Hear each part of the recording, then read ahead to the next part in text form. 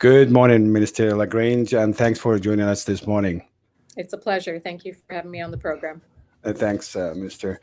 Minister, we all know 16% of schools in Calgary, they have they have been an alert or they have an outbreak.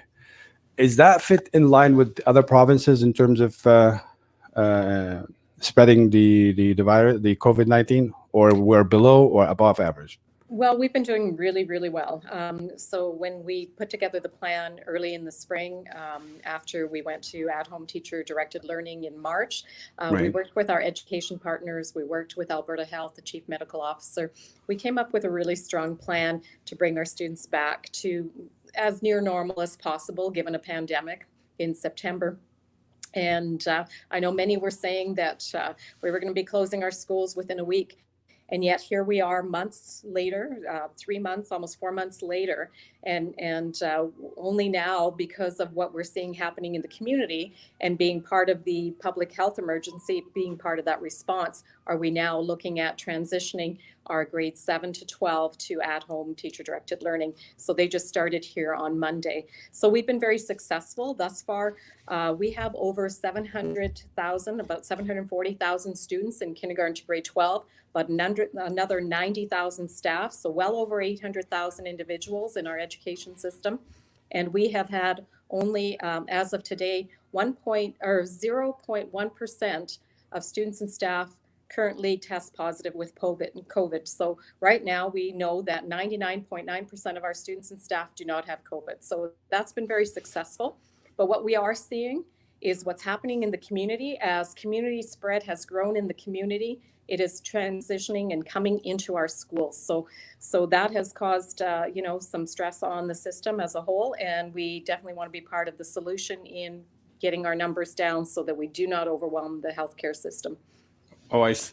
In terms of the 393 schools in Calgary, is there any breakdown between Calgary and Edmonton mainly and the central zone? Roughly, So what's the that's numbers? so that's 393 schools across the province. Yeah, right. So not So, not just in Calgary, just to right. clarify. In Yeah. all of Alberta, we have 2,415 schools. So 393 is a small portion of the 2,415 schools that we have currently across the province. Okay. So there's no breakdown between how many schools in Calgary, how many in Edmonton?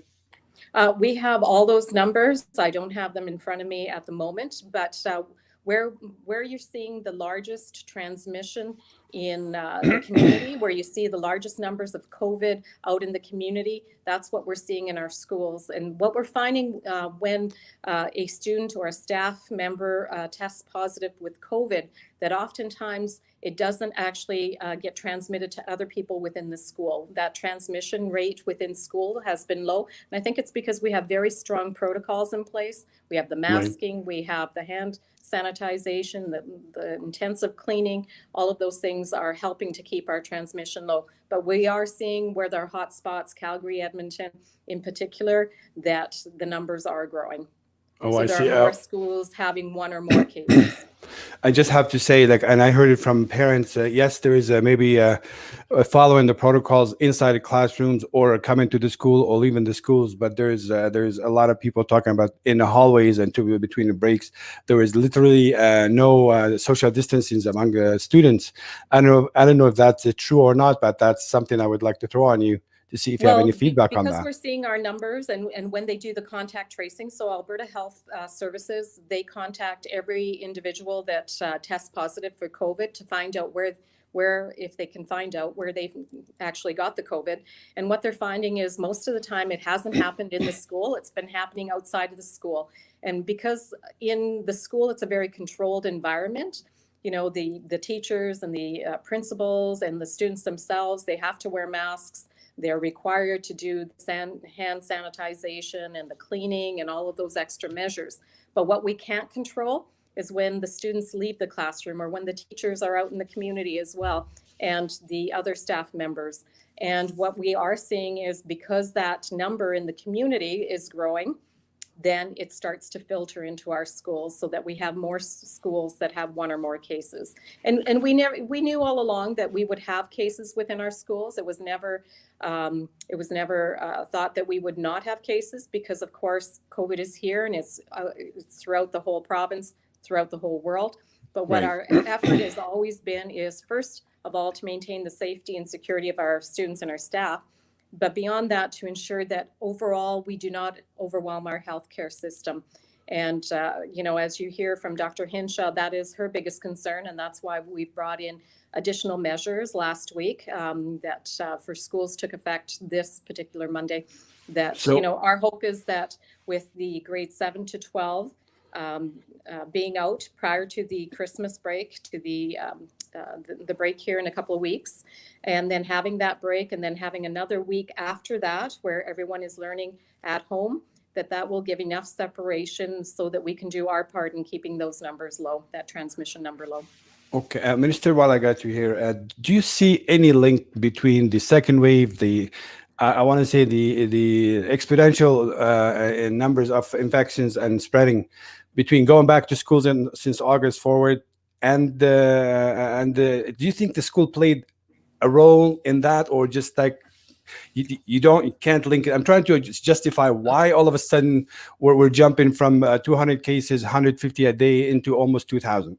Well, again, Dr. Hinshaw has addressed this numerous times in her presentations to the public, that where they're seeing and where we're seeing the greatest growth and climb in those numbers is in social gatherings, private social gatherings. Mm-hmm. And that's why, of course, when you have private social gatherings, there are students, there are staff that are part of those gatherings, and then it comes into the school. As I said earlier, we're not seeing that same transmission growth within our schools. Typically, most schools only have 1 to 2 cases, and not many more than that. But there have been some in certain spots where they have been a little bit higher. But overall, we're not seeing the high transmission rates within our schools. What we are seeing, what's happening in the communities, particularly these social gatherings. And I understand. I'm a mother of 7 children. I have 5 grandchildren, and it is difficult not to get together on Thanksgiving. And we saw the spike after 2 weeks after the Thanksgiving get-togethers, that our numbers started to climb again. So these are areas where we're really trying to reinforce to our students and our staff.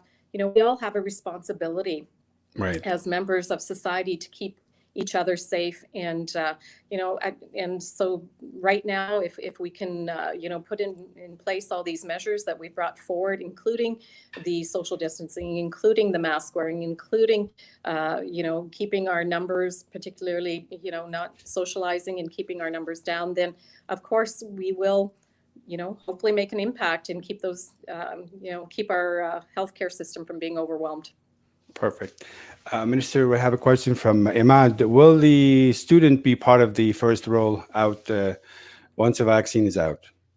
Will a student be part of the vaccination?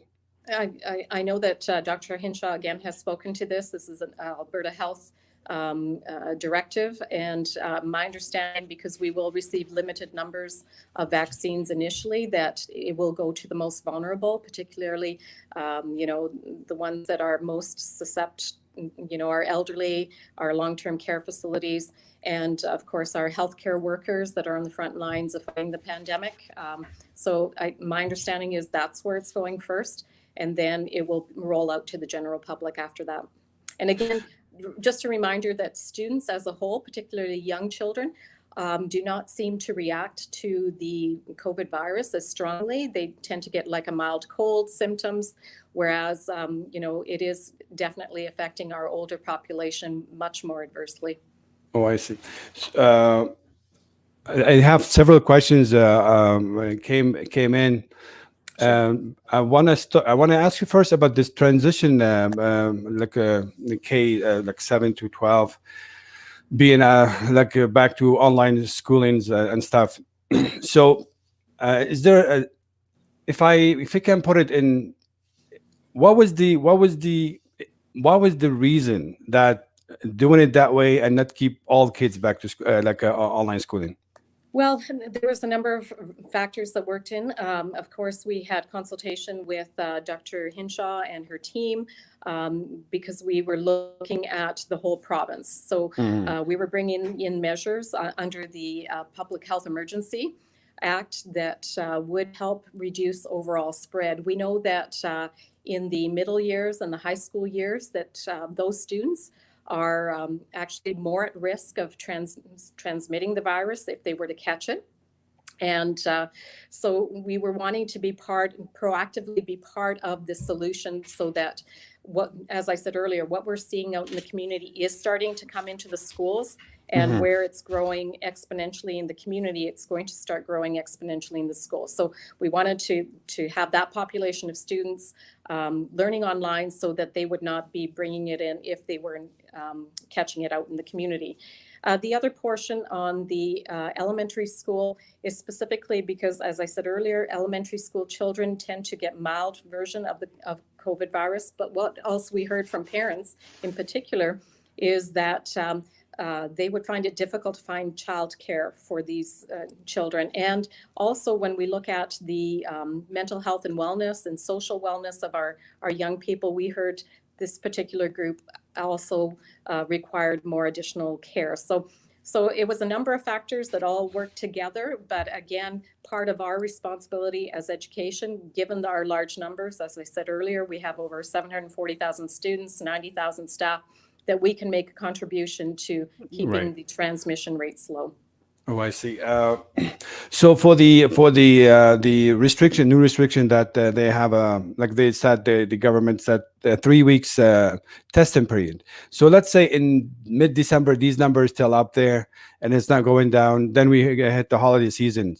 But what is the your plan for worst case scenario in case that these numbers didn't come down? What would be your next steps as a Minister of Education? So I'm in constant contact with our education partners, which is the parent organizations, the Alberta Teachers Association, and the College of Alberta School Superintendents, the school boards. So we were just talking about that yesterday. Mhm. As I've always said from the beginning, we always plan for the worst and hope for the best. So if the worst case happens and we have to look at changing where we're at right now, then we will make those decisions. We'll make them as early as possible. I know the Premier's committed to reviewing where our numbers are at with Dr. Hinshaw around the 15th of December. Mhm. That being said, my anticipation right now is that students will come back to learn in school as of January 11th. All students will come back on January 11th. If something needs to change, then we will communicate that out to the system as quickly as possible. Perfect. Minister, just to be transparent with the people who ask, quite a few ask when I announced that we're going to have this chat, is the Minister of Education nowhere to be found for the last 30 days? Is there a reason for not being involved in the daily public briefing, or at Uh, least weekly? Well, the public briefings are the responsibility of Alberta Health, and Hmm. so those are Dr. Hinshaw's public briefings. As far as I'm out in working with the education partners on a regular basis. I meet with them on a weekly basis. My department is working around the clock. My day usually starts very, very early in the morning. I'm usually up by 4:35 in the morning, and I'm at the office very early because this is so important. And as I said earlier, I am a mother of 7, a grandmother of 5, and I am committed to ensuring that our students and our staff are safe. I am on the job 24/7, and that Uh, hasn't changed from the day we announced the pandemic going. and This is my second interview today. I did one last night. I did one earlier. I'm constantly being interviewed, whether it's media such as yourself, or whether it's you know print media, etc. So, and I'm in the House. We're sitting in session. yeah, And last yeah. night I was in session till 10 o'clock. So Our time is 9:30. almost up. We have Sure. maybe 30, 40 seconds. My last question, if you can fill that in, about the Sure. new curriculums. I just reread that your government consider adding some more Christian contents into the curriculums. The questions came in: will other religion will be also addressed, or will be given equal chances to be introduced also in the curriculums? So what I think you're referring to was there was some leak of a document where people jumped to conclusions that this was actually in the curriculum. That wasn't the curriculum document. It was a advice given by a particular individual. That being said, we are continuing to work on the curriculum. In fact, we have the curriculum working group, which is made up of teachers. They are going to be meeting in the next few days to discuss the curriculum, give us their feedback. Once we get that feedback, it's going to be incorporated, further refine our curriculum, our K-6 curriculum. Also, we have the Deans of Education. They are going to be meeting, I believe it's next week, to look at the overall curriculum as well. When we have a refined version, which will be very, very soon, we are going to put it out to the public. It'll be on our website early next year in 2021. And then it is still only in draft form. It will then go to the validation stage, which is piloting. So school divisions, schools themselves will actually take the curriculum and test run it for a year. And we further refine it. So we actually don't have a finalized kindergarten to grade 6 curriculum until September of 2022. Right. So lots of time for everybody to have input into it and have a look and see what's actually in there. So no Christian content in the new curriculum? The content is always what we have right now in the current curriculum is world religions. And my understanding is that's how we are going to portray it moving forward. From all religion, not only Christian. That's correct. But again, you know, you'll have a chance, everyone will have a chance to look at the curriculum and provide feedback on that. So I'm really looking forward to seeing that. And what we said earlier in our ministerial order on student learning, which is the blueprint for how we develop the curriculum, is that everyone is going to see themselves reflected in the curriculum. So whether you are from a certain ethnicity, whether you are from a certain religion, whether you are from a certain gender, all of that will be reflected in the curriculum. Thanks, Minister. I will leave the last word for you before we close in.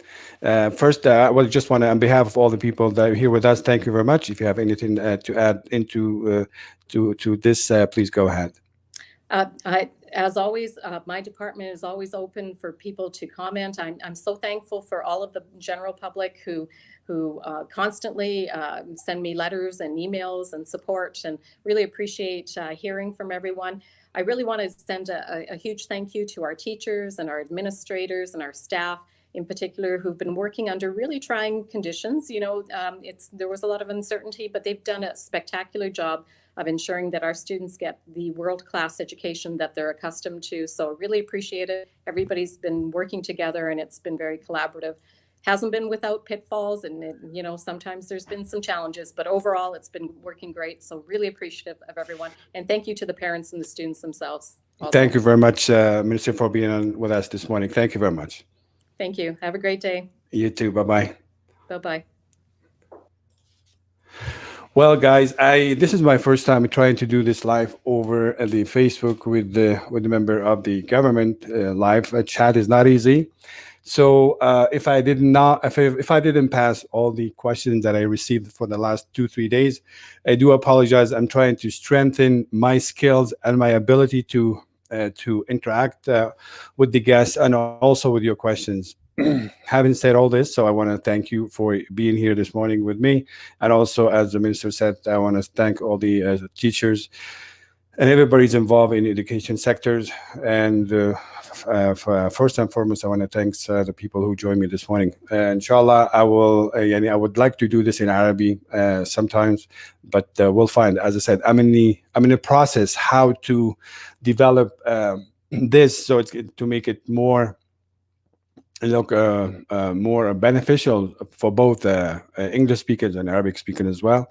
But again, in time, I promise you things will get much, much sweeter. Thank you very much for being with me this morning, and may bless you. Assalamu alaikum. Tahiyat al-jamia. Assalamu alaikum wa rahmatullahi wa barakatuh.